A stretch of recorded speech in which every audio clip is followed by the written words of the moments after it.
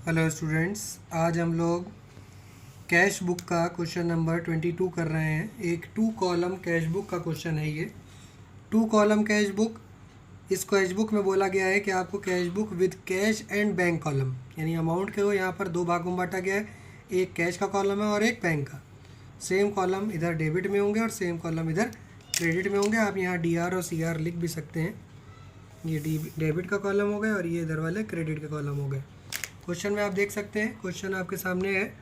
Question में बोला गया है कि आपको एक cash book with cash and bank column बनानी है। ये एंट्रीज आपके सामने है। और क्वेश्चन की जो सबसे ज़रूरी बात है, जो सबसे ख़ास बात है, वो ये है कि इसमें एक IGST 18% है। IGST के साथ आपको सवाल बता रहे हैं हम, आप लोग समझ जाएंगे अच्छे से और आपको बाद में ये कोई कन्फ्यूज़न नहीं रह जाएगी कि IGST को कैसे लिखा जाता है। आप एंट्री को ध्यान से देखें और समझने की कोशिश करें। वीडियो को एंड तक देखेंगे बेटा तो आप लोगों को ज़रूर क्वेश्चन समझ में आएगा। आप ज़रा ध्यान से वीडियो को एंड तक देखें। हम एक एक करके एंट्री बता रहे हैं। सबसे पहले डेट को देखें, 2019 मार्च 1। तो हमने 2019 मार्च दोनों तरफ लिख दिया। अब डेट बताते हैं। सबसे पहले है कैश इन हैंड और बैंक का ओवरड्राफ्ट। ध्यान रखो, कैश इन हैंड है और बैंक का ओवरड्राफ्ट है। बैंक का बैलेंस नहीं है, बैंक का बैलेंस क्रेडिट में है, उल्टा है। तो पहले कैश इन हैंड की बात कर लें तो कैश इन हैंड कहाँ लिखा जाएगा? 2 में। इसके लिए यहाँ पर होगा 2 बैलेंस BD 1 तारीख को। और बैंक का बैलेंस इधर जाएगा बाई में, तो यहाँ पर लिखेंगे by balance BD। Starting balance को बैलेंस BD कहा जाता है, चाहे वो इधर हो या वो इधर हो। अब यहाँ ध्यान रखना है कि बैंक का बैलेंस इधर है और कैश का इधर है। बैंक का ओवरड्राफ्ट है 21,050 और कैश का है 10,050। तो कैश का इस बार का डेबिट बैलेंस है तो कैश में यहाँ आएगा 100,050। बैंक खाली है। और इस बार यहाँ बैंक में जो ओवरड्राफ्ट बैलेंस है, जिसको क्रेडिट बैलेंस कहा जाता है, वो इधर है। ये है पहली एंट्री कंप्लीट आपके सामने। सेकेंड एंट्री इसके बाद देखें तो यहाँ पर बोला गया है 5 मार्च को 45,000 रुपये का माल 10% व्यापारिक छूट पर खरीदा और भुगतान चेक से किया, जिस पर IGST लगाया गया है 18%। इंग्लिश में देखें, purchase goods for ₹45,000, trade discount 10% and payment made by cheque with IGST 18%। पहली बात तो गुड्स खरीदे गए हैं, चेक से पेमेंट किया है, तो एंट्री किधर होनी चाहिए? इधर बाई में। पेमेंट कर रहे हैं ना, पेमेंट हमारे पास से जा रहा है, तो 5 तारीख की एंट्री होगी। बाई में लिखेंगे हम लोग by purchase account. Payment cheque से किया है तो अमाउंट कहाँ लिखेंगे? बैंक वाले बॉक्स में। कितना लिखेंगे? ज़रा अमाउंट पे ध्यान दें। अमाउंट कितना है? 45,000, जिसमें 10% ट्रेड डिस्काउंट भी है। तो 45,000 का 10% कितना हो जाएगा? 4,500। 45,000 में से 4,500 घटा देंगे, उसके बाद जो बचेगा वो यहाँ लिखा जाएगा 40,500। ध्यान रखना, ट्रेड डिस्काउंट हमेशा घटा के उसके बाद लिखा जाता है। और उसी के नीचे परचेस के साथ में, क्योंकि क्वेश्चन में आपके बोला गया है कि आपको IGST भी लगाना है। परचेस के साथ में जब भी GST आता है तो वो इनपुट होता है, चाहे वो IGST हो, चाहे वो CGST हो या फिर SGST हो। तो हमने यहाँ क्या लिखा? Input IGST account. अब इस 40,500 यानी 40,500 का आपको क्या लगाना है? GST। IGST कितना परसेंट? 18%। अब इस 40,500 का 18% निकालें और इसी के नीचे यहाँ पर बैंक वाले बॉक्स में लिखें। तो 18% कैलकुलेट करने पर आएगा 7,290 रुपये, 7,290। और इसके बाद ये 5 तारीख वाली एंट्री कंप्लीट हो गई। अब 6 तारीख वाली एंट्री देखें। 6 तारीख वाली एंट्री बोला गया 2,10,000 रुपये का माल 15% व्यापारिक छूट पर बेचा और भुगतान चेक द्वारा प्राप्त किया गया। IGST इसमें 18%।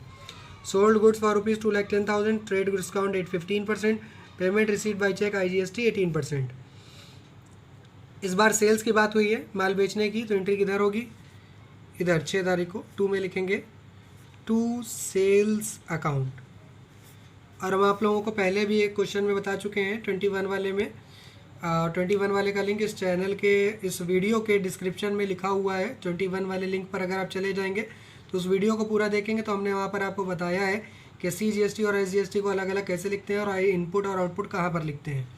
तो यहाँ पर आपको ये समझना है कि सेल्स के बारे में हमने वहाँ ये बताया था कि सेल्स के बारे में जब भी चेक मिलेगा तो वो कभी भी कैश के बॉक्स में नहीं लिखा जाएगा। GST वाले सवाल में हमेशा जब भी सेल्स का अमाउंट चेक आ रहा होगा तो हमेशा बैंक में लिखेंगे, चाहे वो चेक सिंपल हो चाहे वो क्रॉस चेक हो, हमेशा अमाउंट बैंक में जाएगा।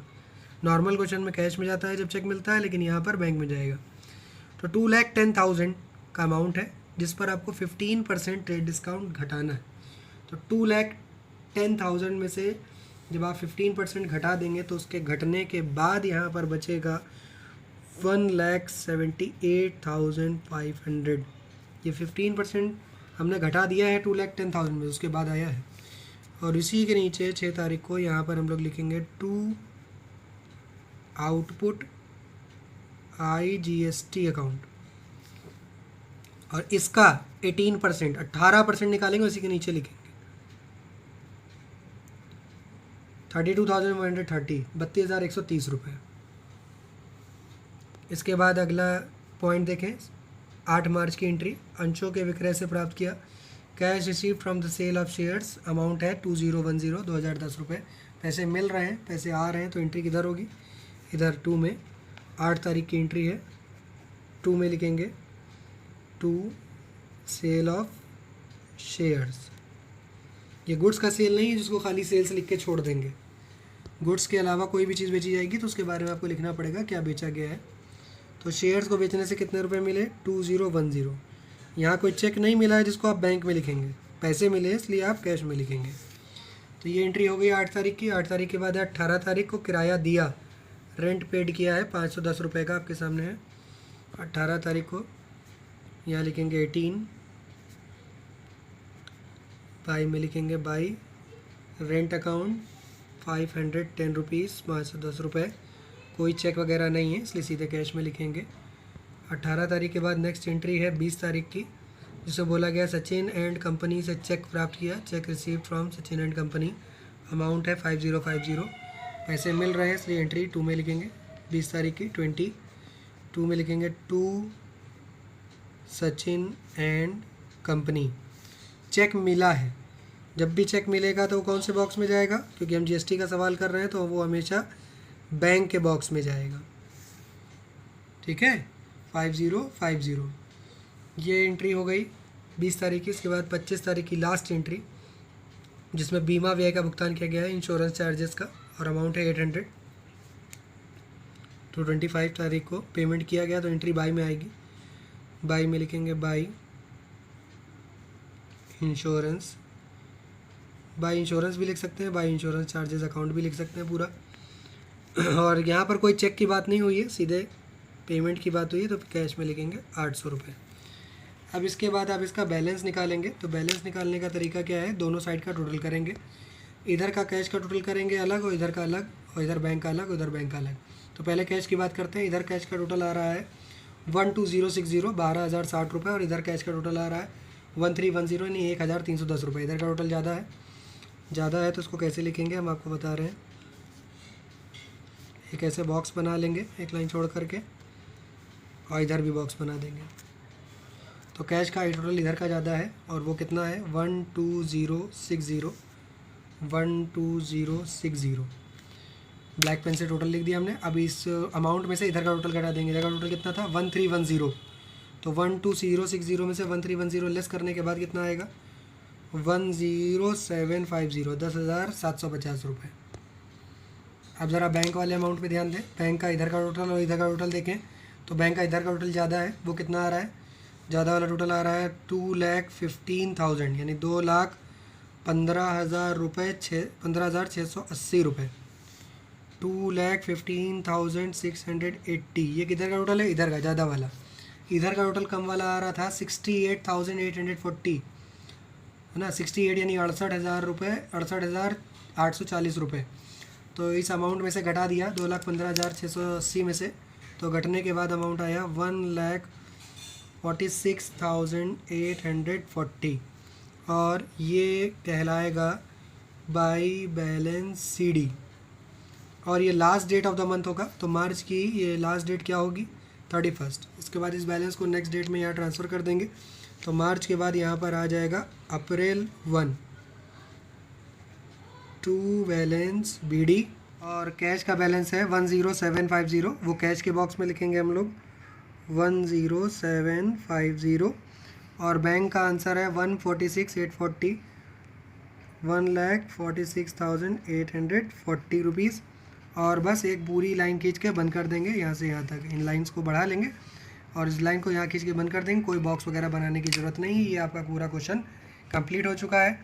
उम्मीद है कि आप लोगों को ये पूरा क्वेश्चन समझ में आया होगा और ये भी समझ में आ गया होगा कि अगर किसी सवाल में IGST दे रखा हो परचेज़ और सेल्स के साथ में, तो आप उसको कैसे कैश बुक में एंट्री करते हैं और कहाँ लिखते हैं। तो अगर आप लोगों को ये वीडियो समझ में आया हो, अच्छा लगा हो, तो वीडियो को लाइक करें। चैनल को आपने अगर अभी तक सब्सक्राइब नहीं किया है तो उसको सब्सक्राइब कर दें, आपको इसी तरह के और भी वीडियोस मिलते रहेंगे। बेल आइकन को प्रेस करें और इस वीडियो को ज़्यादा से ज़्यादा लोगों तक शेयर करें। Thank you.